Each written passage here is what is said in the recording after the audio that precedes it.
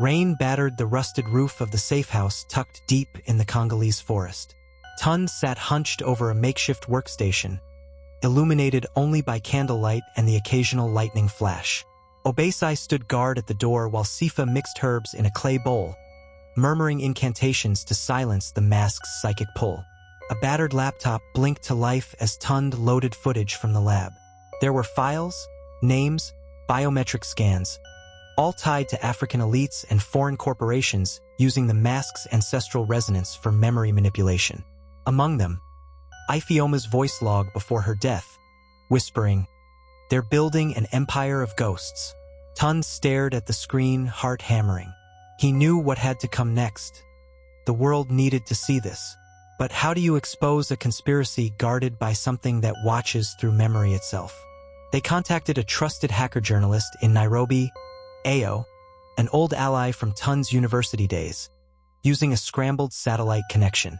Ayo agreed to help push the story live across dark web nodes, social channels, and whistleblower networks. But there was a catch.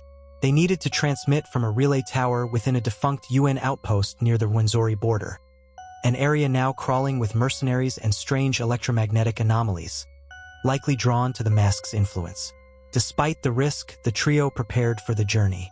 Obaisai outfitted them with makeshift EMP disruptors. Sifa carried a ritual gourd filled with ashes and amulets. Tunde strapped the hard drive to his chest. "If I die, get this to Ayo," he said. Obaisai just nodded. "Don't die. Yet."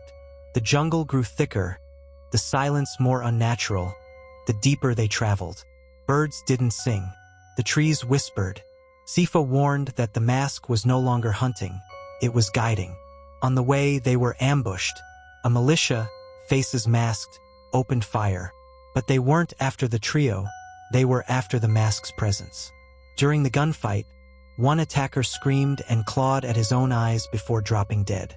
Another knelt in awe, whispering, "The eyes of the ancestors have returned." Tunde's blood went cold. They escaped through a forgotten river path. As night fell, they reached the edge of the UN outpost, its communications tower flickering like a dying star. Inside the ruins of the relay base, Tunde began uploading the files. 40%, 67%. Suddenly, the temperature dropped. From the jungle mist emerged the entity, its golden mask cracked, light pulsing behind its hollow eyes. It didn't speak. It didn't need to. Tunde's mind was flooded with visions. Rituals his father conducted, Ifeoma strapped to a ritual slab, and himself kneeling before the mask. The entity extended a hand. Sifa intervened, chanting a counter-ritual.